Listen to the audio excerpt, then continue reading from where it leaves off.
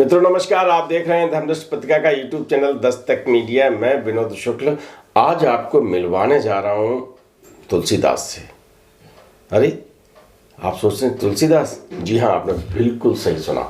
जिस तरह से हनुमान चालीसा रचकर रामचरितमानस की रचना करके तुलसीदास अमर हो गए, उसी तरह से हमारे बीच विराजमान पूज्य महाराज जी के अनन्य भक्त प्रभुदयाल शर्मा, जिन्होंने विनय चालीसा लिखा है। विनय चालीसा आपने पढ़ा है, लेकिन उनके रचयिता के बारे में बहुत कम लोग जानते हैं। आज हम उन्हें सपत्नी यानी अकेले नहीं, जोड़े के साथ उनकी निवास स्थान आगरा में रहते हैं।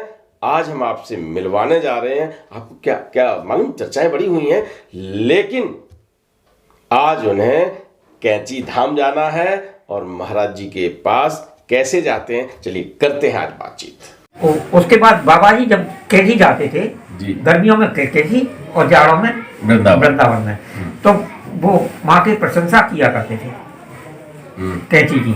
अच्छा। माँ के लोग बड़े अच्छे हैं, माँ का वातावरण बड़ा अच्छा है।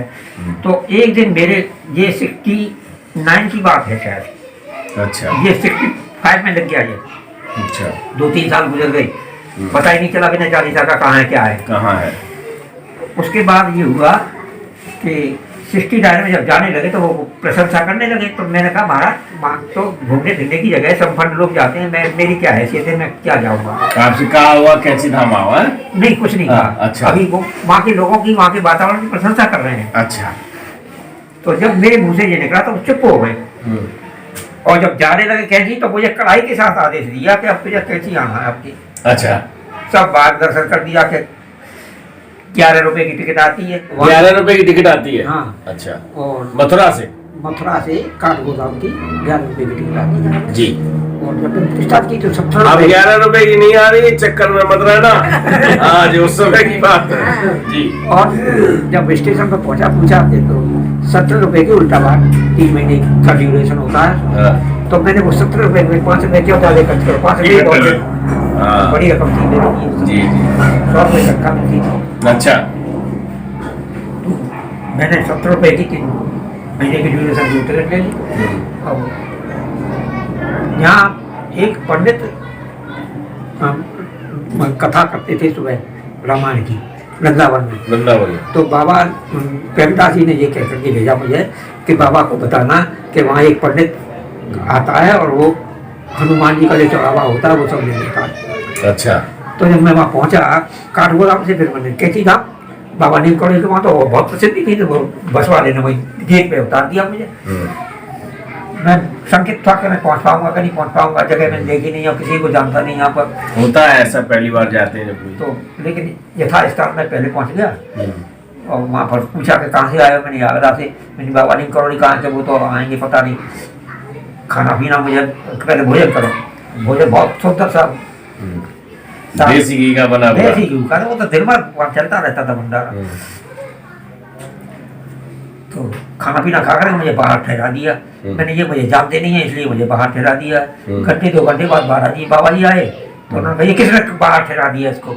अच्छा। और वो ले गए मुझे अंदर, और मुझे सबसे बढ़िया हॉल है, कम एक ही था पहले, राजेंद्र बाबू दिखते हैं, तो उसमें मुझे ठहरा दिया। अच्छा। रहे साहब रात को, सुबह ही चाय वाला ने द्वार खटखटाए, चाय लो। चाय वाला कुल्हड़ में चाय मिलती थी, पहले कमरे में पहुंचाई जाती थी चाय। अच्छा। हर एक कमरे में। तो मैंने यहाँ तो बड़ा आनंद है। सही बात है, नहीं जी, ठाठ मार महाराज जी का, महाराज का वो था, महाराजा होगी महाराज। सही बात। चाय और हमने भी फिर बांटी। अब दूसरे दिन बोले महाराज जी कि अच्छा, बाकी वो सब बात मैंने बताई उनको। वहाँ एक पंडित बैठता है और वो बाबा हनुमान जी के सब चढ़ाने को ले लेता है। बाबा जी ने अंतर ध्यान होकर के देखा तो बोले कि ऐसा है, वो पंडित हनुमान जी को रामायण की कथा सुनाता, रामायण सुनाता है। वो इसलिए नहीं बैठता है कि वो चढ़ावा हनुमान जी का ले लिया, अब कोई दे जाए उसको, वो बात दूसरी है। अच्छा। देख लिया, फिर भी सांसारिक दृष्टि से उन्होंने व्यवहारिक मतलब मानव लीला जो है, हाँ लीला है। तो अच्छा तुम जाओ पंडित को हटाओ वहाँ से और देखो व्यवस्था मंदिर की। अब मैं सोचने लगा कि महाराज जी ने कह दिया, अब मैं तो 70 रुपये खर्च करके आया हूँ और बेचारे कितनी रकम खर्च करेगा, ब्याह 70 रुपये बहुत रहते जी, उस समय। अब महाराज जी कह रहे थे कल चले जाओ, ये सोचा ही था अगर अच्छा तू ऐसा सोचता है तब मैं जब कहूँगा तब जाएगा। अच्छा, उसके बाद उन्होंने महीने भर रिटर्न किया, अब नहीं कल चले जाइए, परसों चले जाइए, अगले हफ्ता चले जाइए। अब इनको मैसेज दिया उन्होंने कहा कि अच्छा 5 अगस्त को चला जाइए, और 5 अगस्त की चिट्ठी लिख दी मैंने कि मैं 5 अगस्त को पहुँच रहा हूँ। अब फिर रोक लिया कि नहीं हम नहीं जा रहे। चिट्ठी भाभी माँ को लिख दी? हाँ, बुधवार के लिए चिट्ठी लिख दी। ये तो आ गई 5 अगस्त। अच्छा, वहाँ पहुँची वृंदावन, मैं पहुँचा नहीं, और उधर ऑफिस से चिट्ठी पहुँच गई, आपकी छुट्टी खत्म हो गई है और आप पहले फोन तो थी ना, मोबाइल तो थी नहीं, आप जो है चिट्ठी लिखी जाती थी। चिट्ठी लिखी जाती तो आप भी चिट्ठी ने लिखती थी कि नहीं? नहीं जगह लिखते थे, नहीं लिखती थी? इनके भाई लिखते थे। अच्छा, गुरुआ जी के अब ऑफिस से चिट्ठी पहुँचेगी, जल्दी ज्वाइन करिए नहीं तो आपके खिलाफ कार्रवाई की जाएगी, छुट्टी खत्म हो गई आपकी। बाबा जी को चिट्ठी रख दी मैंने, और दूसरे दिन अच्छा कल चलेंगे, कल चलेंगे, और कल दूसरे दिन वहाँ पहुँचे, गाड़ी किसी को बताइए मत ही, मैंने गाड़ी में बिठा कर दी जीप में, भूमिया धार आए, और भूमिया धार से किसी व्यक्ति से कहा कि जाओ इसके डॉक्टर के पास ले जाओ, सर्टिफिकेट बनवाओ इसका। सर्टिफिकेट बनवाया था, डॉक्टर परेशान थे, अब तो लोग आ जाते हैं बाबा के भरोसे, हमें क्या हमारे ऊपर गाता है कोई बात, उसने सर्टिफिकेट बना दिया, मेडिकल सर्टिफिकेट। तो उस वहाँ से मुझे एक आदमी मेरे साथ भेजा वहाँ की सर्विस के लिए, अच्छा, सेवा के लिए, आश्रम के लिए, जाओ वृंदावन के लिए, इसको लेकर के जाओ, ये नौकरी करेगा। चला आया साहब ने। हाँ, अब वो प्रसंग सुनिए, विनय चालीसा को छोड़ दिया मैंने जी। विनय चालीसा दूसरे दिन जैसे ही मैं सुबह उठा तो कोई गा रहा था कैची आश्रम में, कैची आश्रम में गा रहा था। मैंने किसी को मेरा आउट नहीं किया है, किसी को बताया नहीं है कि ये कौन गा रहा है। मैं उस आवाज के साथ पहुंचा, तो एक व्यक्ति जो हॉल की बगल में कुटिया बनी हुई है, वो कोठरी, उसमें गा रहा था। मैं उससे पूछा कि किसने दिया, वो पम्पलेट उसके हाथ में था छपा हुआ। अच्छा, तो मुझे खुशी हुई कि मेरी रचना छप गई। सही बात बताऊं, मैं नहीं आशा करता था कि ऐसा हो सकता है जी।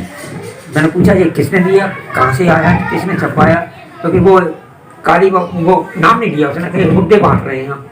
अच्छा, मैं देखते हुए पहुंचा तो वो बांट रहे थे। मैंने उनसे पूछा कि ये किसने, नाम भी नहीं जानता था उनका। अच्छा, नाम भी पीछे जान पाया कि मैंने पूछा किसने छपवाया ये, कि तुम ये बताओ कि ये किसने लिखा है। अच्छा, मैंने आपने मेरे प्रश्न का जवाब नहीं दिया, और पहले हमने पहले प्रश्न किया है और आप हमारे जवाब देते उसके बाद पर वो बात में पहुंचा गई, ये तुमने लिखा है। वो बातों में पहचान गए कि ये तुमने लिखा है। अच्छा, आपने बताया नहीं? मैंने नहीं बताया। वाह। अब वो बोले कि इसमें एक आध चौपाई मैंने घटा बढ़ा दी और संशोधन कर दिया इसमें। अच्छा, तो वो तो मैं बताऊंगा आपको कि एक तो चौपाई मेरी ये थी, दिव्य दृष्टि मेरे और भरऊ सदाचार में जीवन। महाराज जी तो सब कुछ दे सकते थे जी जी, तो वो चौपाई उन्होंने ओमिट कर दी उसमें। अच्छा, उसमें उन्होंने लिखा है कहीं विभीषण ने जो वाणी परम सत्य कर अपने मानी। अच्छा, ये ऐड कर दिए। और देखो एक मिसप्रिंट हो गया है, सर्वत सदा घट घट की जानो, ये मैंने लिखा था, उसमें लिखा है उन्होंने सर्वत सदा घर घर को मिसप्रिंट हो गया होगा, मिसप्रिंट हो गया। और ये बात आप नोट कर लीजिएगा, चाहो तो बिना चालीसा ऐसे पढ़ सकते हो। हाँ नहीं, उसको कहा वो भी महाराज जी की प्रेरणा है, लेकिन अगर ये भाई मूल हाथ मिल गए हैं तो फोटो स्टेट कॉपी आपकी इच्छा है पढ़ो, अगर मूल कॉपी पढ़ने को मिले तो पढ़ो, ठीक है ना। तो आप घर घर की जगह घट घट पढ़ सकते हो। और एक मैंने लिखा था, केवल इतना लिखा था, ये काली कपूर जी कौन? ये काली कपूर कानपुर के थे और ये बाबा के बड़े भक्त थे, महीनों रहते थे यहाँ वृंदावन आश्रम में। अच्छा, तो इन्होंने ये उन्हें कैसे मिला, ये वो बता रहे हैं, वो जी बताता हूँ जी जी। तो और एक ये लिखा था मैंने, कहीं विभीषण जो हनुमंता बिन हर कृपा मिले नहीं सकता, इतना लिखा था। अच्छा, तो उन्होंने ये किया है, कहीं विभीषण ने जो वाणी परम सत्य कर अपने मानी, ये भी शायद बढ़ा दिए कहीं कटवारा, मुझे ध्यान नहीं आ रहा, मैं आपको जी जी जी जी। तो इसको हम अगर प्रकाशित करें तो परिवर्तन करके प्रकाशित नहीं, मैं नहीं कहता भाई, सिद्धि माई की आज्ञा नहीं है, उन्होंने कहा कि जैसा है वैसा रहने, जैसा है वैसा रहने दो, करोड़ों कॉपी में छप गया। क्यों हम अपना इंटरव्यू करें, परमात्मा की जैसी इच्छा थी वैसा हो गया, वैसा हो गया। चलिए ठीक। मेरा अपना विश्वास है। जी। और वैसे आपकी हर आदमी अपने ना ना ना ना, आपकी बिना इजाजत के हमें तो मतलब ही नहीं, हम तो बिना चालीसा प्रकाशित किया है ना धर्मदृष्टि में, ठीक है। तो पुनः प्रकाशित करेंगे इसको। काली बाबू से बातचीत हो रही है मेरी जी। काली बाबू बता रहे हैं कि ऐसा है कि साहब ये बाबा जी सब कागजों को फाड़ के फेंक रहे थे जी। किसी ने राम राम लिखा है, किसी ने नमस्कार लिखा है, किसी ने कुछ लिखा है, महाराज जी का अभिवादन कर रहे थे अपने पत्रों के द्वारा जी। तो उनमें एक कागज ये भी मुझे मिल गया। अच्छा। वो झाड़ रहे था भवानी। अच्छा, भवानी कौन है ये? भवानी पुजारी है पुजारी वहाँ इस समय लखनऊ में है। अच्छा। वो महाराज जी की सेवा में था। यानी जो आजकल भगवान सिंह बिष्ट, हाँ हाँ हाँ, जिन्हें पारस स्पष्ट में भवनिया के नाम से हाँ, लिखा गया हाँ, है, हाँ, हाँ, वही है? वही है। हाँ, भवानी जी मैं आपसे मिलने आ रहा हूँ लखनऊ, हाँ। और जब आपसे बात होगी तो याद रखना भवानी भवनिया और भगवान सिंह बिष्ट, आप भवानी से भवनिया बने, भवनिया से भगवान सिंह बिष्ट। मैं बहुत आदर करता हूँ आपका, लेकिन आपके मुखारबिंद से ये सुन रहा हूँ इसलिए मैं बता रहा हूँ। आपको प्रणाम करते हुए मैं पुनः आ रहा हूँ, आपसे बातचीत तो फोन पर हो चुकी है जी। तो हुआ ये थे, उन्होंने बताया कि भवानी इस झाड़ा पूजी कर रहा था कमरे की बाबा जी की। अच्छा। तो उसमें कागज फटे हुए पड़े हुए थे जी। मैं एक एक कागज को देख रहा था जी। उसमें ये कागज मुझे मिल गया, तो वो फटा हुआ मिला, कुछ मुड़ा हुआ मिला, मैंने उसको जोड़ तोड़ करके छपा दिया है। अच्छा। ये उन्होंने, और वो मुझे इतना ही मालूम था कि इतना इसका प्रचार हो जाएगा, प्रसार हो जाएगा। ये तो बाबा जी की इच्छा थी, ये सब उनकी मेहरबानी कृपा, बस एक कृपा पात्र मैं रहा हूँ, मेरा इसमें वो नहीं है। मैं आपको बताऊँ ये सब चिंतन मनन और ज्ञान सब उनका दिया हुआ है, क्योंकि मैं तो महाराज जी को पहले जानता था और पीछे जो उन्होंने कृपा की उसका प्रसाद रूप में समझ लिए। ये महाराज जी का ही प्रसाद है, मेरी तरफ से कुछ नहीं है। मेरे सर पर मुकुट रख दिया है, मुझे श्रेय दे दिया है, बस ये नाम मेरा कर दिया है, बस कृपा तो महाराज जी की रही है। अच्छा, महाराज जी घर पे भी आया करते थे कभी कभी? एक दफे आए थे, मेरे ताऊ जी गुजर गए थे, तब वो फिरने आए होंगे जहाँ तक मेरा ख्याल है, पर वो दरवाजे से ही लौट गए। इन्होंने बताया कि गुरदर्शन आए थे, बाबा जी आए होंगे सब, उन्हें सबके मालूम थी मकान। तो वो मैं था नहीं घर पे, मैं ऑफिस गया हुआ था छुट्टी लेने के लिए, ताऊ जी गुजर गए थे, तो वो पीछे आए होंगे। भाभी माँ ये बताइए, उन्हें सबसे अच्छा खाने में क्या लगता था? मैंने सुना है कि आपके हाथों का बड़ा खाना खाया है उन्होंने। खाना खाया ना? माई लोग अच्छा बनाती हैं, कढ़ी और बाजरे की रोटी और बच्चे के राय। अच्छा, तो आपने क्या क्या बना के भेजा? बसला पकाए तो और कढ़ी बाजरे की रोटी। एक दिन मैंने टिकिया मंगोड़ा बनाई, मंगोड़न थे इनको झूठो हाथ लग गए। अच्छा। टिकिया ले गए और मंगोड़ा नहीं ले गए। मंगोड़ा क्यों नहीं लगे साहब? झूठे हाथ लग गए। अच्छा, हाथ झूठा लग गया था। थाली से थाली। अच्छा। अलग अलग तस्करी थी तो झूठे हो गए, मेरी दृष्टि में परमात्मा को भोग लगा वो झूठे। अच्छा। हम चाहते खेलने ने टिकिया थे, मंगोड़े क्यों नहीं लाया? नहीं ना है, जब तक तो सवाल कर दिया कि मंगोड़ा क्यों नहीं लाए? मंगोड़ा क्यों नहीं लाया? वो ऐसा है। उन्हें कैसे मालूम? आपने बताया तो है नहीं मंगोड़ा उन्होंने में? कुछ रखा भी नहीं उन्होंने। वो तो सब इनने कही कि मेरे झूठा नहीं, उसमें झूठा सच्चा कुछ नहीं होता, चलो लेके आओ। ये दोबारा ले लिया घर पे आए। मुझे ध्यान नहीं मालूम। निकली आए तब जो लेके गए, बस हाथ थाली से लग गए इनको। देखिए, प्रेम में झूठा सच्चा कुछ होता ही नहीं है। भगवान भक्त के साथ किस तरह से समाहित होते हैं कि दोनों सृष्टि जो है ना अपने आगोश में ले लेती है, अपने को इस तरह से समाहित कर लेती है। भक्त और भगवान में कोई अंतर रहता ही नहीं है। आप कह रहे झूठा है, भगवान कह रहे हैं झूठा नहीं, जा लेके आ, है ना? फिर ये लेके गए और महाराज जी फिर मंगोड़े खाए होंगे और बांटे भी होंगे। नहीं, इतना नहीं गया था। खाए ऐसा ही तो जी। ऐसे एक दिन कढ़ी का हुआ था जी। क्या हुआ? कढ़ी बनी महात्मा के समय 4-6 दिन हुए थे। मेरी बहुत बड़ी महात्मा है, पर मेरी बहुत इच्छा थी कि बाबा जी को ले जाऊं, पर ले नहीं गया मैं। इच्छा तो बहुत थी। अच्छा। अब वो कढ़ी बनी थी? कढ़ी बनी थी 1 हफ्ते बाद। हाँ। तो इनको भी नहीं बताया, मैं ले नहीं गया। हाँ। तो बाबा बोले कि तू खाया है और मेरे लिए नहीं लाया बात जाते ही। तो अब वो फिर मुझे मेरी बाबा, मैं तो ये सोचा था कि बहुत बड़े महात्मा मेरी पाएंगे नहीं। फिर आया लेने के लिए, ये भी पाँचों की थी, कड़ी लेकर के गया तो जो शेष थी।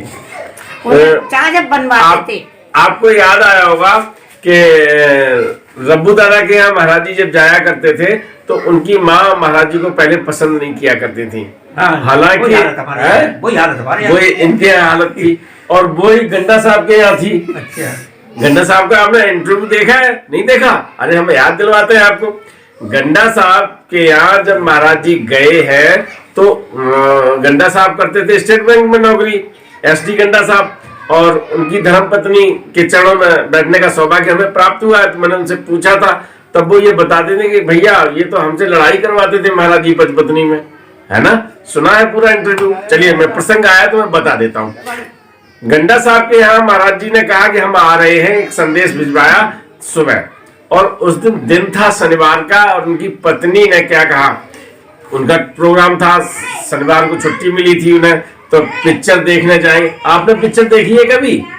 आपने? हाँ, खूब देखी है। कौन सी पिक्चर देखी है आपके साथ? छोटी मोटी पिक्चर आती थी, पिटी वो देख रही थी। लैला मजनू भी तो आई थी आपके जमाने में, नहीं आई थी? आई थी, देखी नहीं? मैं किसी पिक्चर का प्रचार नहीं कर रहा हूँ, लेकिन ये ऐसी पिक्चरें होती है, मैं पूछ लेता हूँ कि हमने अपने जमाने में अपनी पत्नी के साथ देखी है, तो अभी शायद आप लोगों ने भी देखी होगी। तो उनका पिक्चर जाने का प्रोग्राम था और दिन भर घूमने का प्रोग्राम था, बाहर खाने का प्रोग्राम था। और जब खबर आ गई कि महाराज जी आ रहे हैं तो न गंडा साहब ने सब प्रोग्राम नष्ट किया, उन्हें खाना बनाओ। तो उन्हें हमारे पास सब्जी नहीं है आज, और उन्हें बड़ा तेज गुस्सा आ रही थी कि हम अब कहाँ बताओ जा रहे थे और कहाँ महाराज जी आ गए। फिर दोनों लोगों में झगड़ा हुआ, इतना झगड़ा हो गया, गंडा साहब ने कहा मैं कुछ खाऊंगा ही नहीं। और उनकी पत्नी ने फिर प्रार्थना की कि महाराज जी फिर कभी आओ चाहे ना आओ, आज जरूर आ जाओ। शाम को महाराज जी उनके यहाँ पहुंचे थे और बहुत ढेर सारी बातें हुई थी, आप इंटरव्यू में देख चुके हो। तो महाराज जी को कोई याद करता है तो आ जाते हैं, और अगर कोई ये चाहता है कि ना आए तो नहीं आते हैं। लेकिन फिर वो इस तरह से मजबूर हो जाता है कि वो बुलाता है कि महाराज जी आ जाओ। ऐसे ही कृपा करते हैं। ऐसे ही खिलाने का मामला जब आता है तो रब्बू दादा की बात आई थी। रब्बू दादा की माँ जो ना थी, वो जब महाराज जी देखते थे, महाराज जी को कोई चीज छूने नहीं देती थी, कहती थी कि नहीं। और जब खाना खिलाती थी तो क्या गया, महाराज जी नाक में उंगली डालते थे, दिखाएंगे अरे लाओ पानी लाओ। भाई रब्बू की माँ ने देख लिया, अब हम हाथ धोए, हाथ धो के लीला करते थे, इस तरह से लीला करते थे। तो ये सब चीजें हैं, और हम बहुत सब लोग सौभाग्यशाली हैं कि ऐसे भक्तों के हम सबको दर्शन करने को मिल रहे हैं। और आप सबकी तरफ से हम दोनों लोगों के चरणों में प्रणाम कर लेता हूं, आप आशीर्वाद ले लीजिएगा यहाँ से। तो वीडियो पसंद आए तो लाइक कीजिए, शेयर कीजिए, सब्सक्राइब बटन पर क्लिक करके चैनल को सब्सक्राइब करें और बेल आइकन दबाना बिल्कुल ना भूलें, ताकि हमारे अपडेट वीडियो